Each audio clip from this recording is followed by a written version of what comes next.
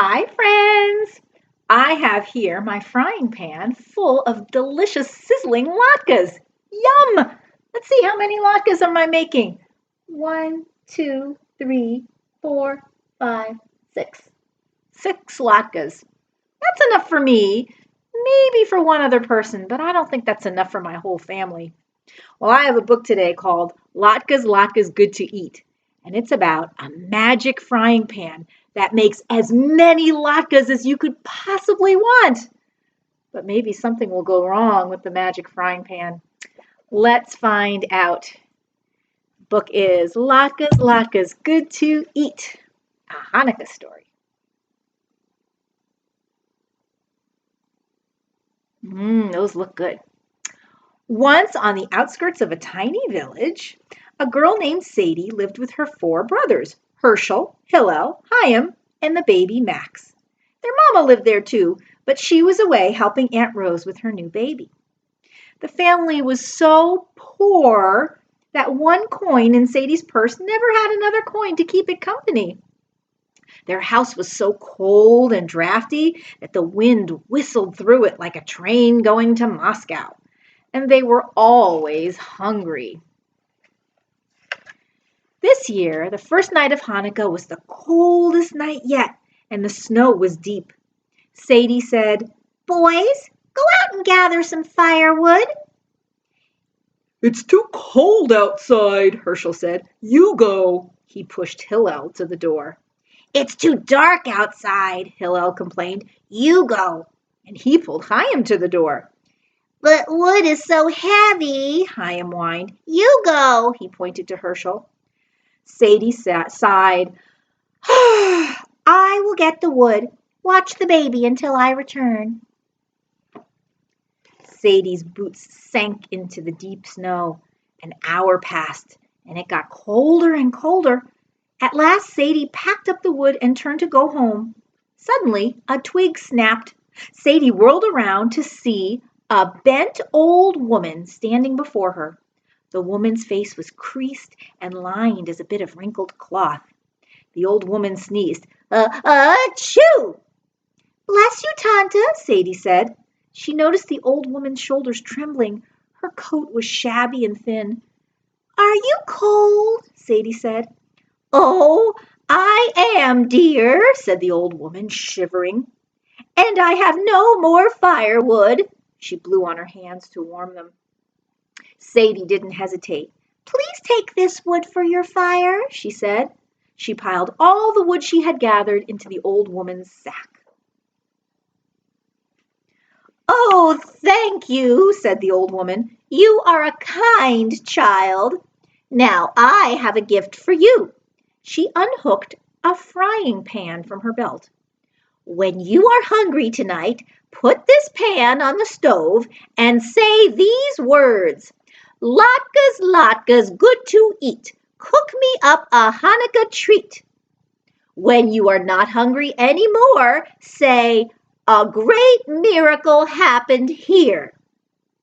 "Thank you, Tanta," Sadie said. "Never forget the words I taught you," warned the old woman. "Keep them a secret. Only you may use my gift." With that, the old woman hobbled away into the forest.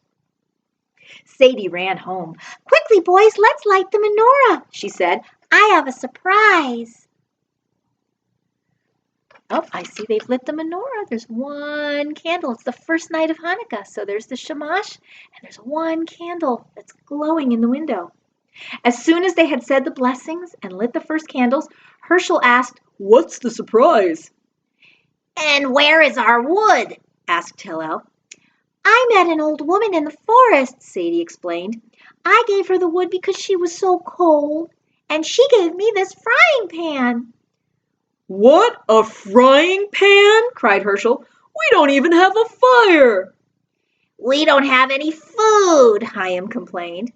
"Just watch," said Sadie. She put the pan on the cold stove and whispered the woman's words. "Latkes, latkes, good to eat. Cook me up a Hanukkah treat." And at that moment, poof, a fire danced up under the frying pan. Right away, 5 golden latkes sizzled in the oil. Oh, don't those look delicious? The four boys crowded around the stove. How did you do that? Asked Herschel. The old woman told me not to tell, answered Sadie. As soon as she put the latkes on their plates, poof! Another 5 latkes sputtered in the pan. Can I try? Asked Hillel. No, let me. Chaim pushed his brothers aside. No, said Sadie. Only I can use the frying pan. When the plates were heaped high with latkes, Sadie whispered, A great miracle happened here. And the magic frying pan, poof, stopped cooking just like that. They ate and ate until their stomachs were full. The next night, after Sadie and her brothers lit their menorah, Sadie set the frying pan on the stove. In a hushed voice, she repeated the words, Latkes, latkes, good to eat. Cook me up a Hanukkah treat. Immediately, poof, a fire glowed under the pan where 5 delicious latkes were sizzling. When the plates were heaped high, Sadie said softly, A great miracle happened here. And the frying pan stopped cooking just like that. Each night of Hanukkah, the children sat down to another tasty dinner of potato pancakes. Then, the afternoon of the 8th night, Sadie put on her shawl. I'm going to find that old woman and invite her to eat latkes with us tonight, she said. I will cook them when I get back. Take care of the baby and be good boys, and don't touch the frying pan.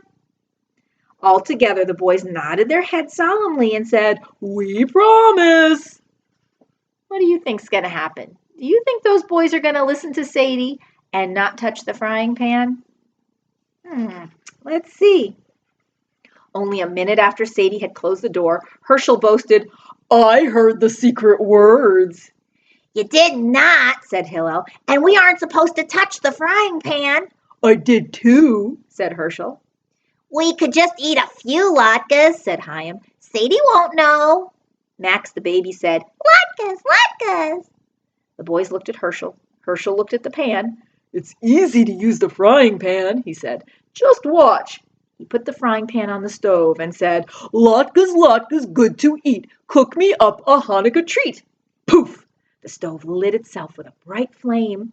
At once the frying pan was filled with 5 latkes sputtering in oil. When the latkes were hot and golden, Herschel said, Great! Here a miracle happened.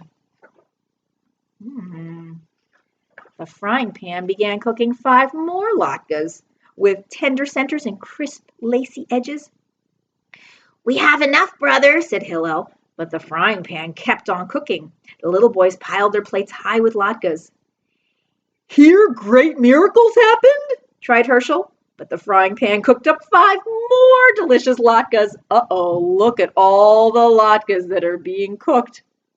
The 4 brothers ate fast, but the frying pan cooked even faster. Soon they had filled every dish, all the mixing bowls, and the wash tub with steaming hot latkes. Chaim cried, Stop, frying pan! But the frying pan cooked up 5 more latkes, savory and salty. Happy green miracles here, Max yelled. But the pan kept cooking. The boys hid latkes in the cupboard and under the bed, and they fed latkes to the cat.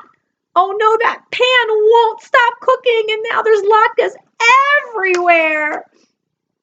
Soon, the latkes were spilling out the door. There's their house, and look there's a big pile of latkes pouring out of their door. The smell of potatoes and onions and oil floated through the village. The shoemaker stopped cobbling to sniff. The fishmonger, holding up a fresh carp, paused to breathe in the fragrance. The village gossip even stopped talking long enough to inhale the aroma of Hanukkah cooking. All the people in the village can smell these latkes coming out of their house. Oh my goodness. Meanwhile, Sadie had walked deep into the forest.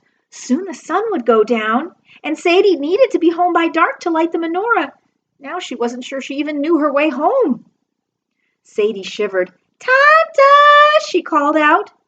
There was a rustle of dry leaves, and the old woman appeared. Before Sadie could say a word, the old woman held up her hand for silence and sniffed the air. What do you think she smells? She smells those latkes, doesn't she? Sadie, too, breathed deeply. Potatoes, onions, oil, latkes! Oh, no, she cried. Following her nose, she began to run with the old woman close behind. They're going to go find out what happened. Oh, my goodness, look at all these latkes! It's like a mountain of latkes. When Sadie reached the edge of the village, she could not believe her eyes. Her house had almost disappeared under a mountain of latkes. She scrambled up a pile of warm latkes and looked into the window. Her brothers were standing at the stove eating latkes as fast as they could. More latkes sizzled in the frying pan. Look at that, the frying pan is still making latkes. A great miracle happened here, Sadie shouted. And the frying pan stopped cooking just like that. Herschel, Hillel, Chaim, and the baby Max promised, "We will never touch that frying pan again." Sadie put them all to bed with tummy aches. Oh, they got tummy aches from eating so many latkes. But what will we do with all these latkes? She wondered. I could carry them away, said the village porter. I could sweep them up, said the broom seller. We could eat them, said someone else. It was Mama home from helping Aunt Rose. Oh, Mama's home, and she's giving Sadie a big hug. We'll have a Hanukkah feast, said Sadie. Everyone is invited. Oh, look, even the snowman is almost covered with latkes. What a party the village had that night. There was singing and dancing and dreidel playing, and of course there were latkes. Golden, tongue-burning, hot, tender yet crisp, lacy, luscious, brown-flecked, savory, salty, scrumptious latkes to eat. And no one in the village was ever hungry on Hanukkah again. The end. Now, does anybody remember what the magic words were to make the frying pan start cooking latkes? Latkes, latkes, good to eat. Cook me up a Hanukkah treat. Poof! Sizzle, sizzle, sizzle, sizzle. And do you remember what the words were to make it stop? A great miracle happened here. Poof! Oh, it stopped cooking. Good. So now I can just eat my latkes. Delicious. I hope you enjoyed the story. See you next time. Bye-bye.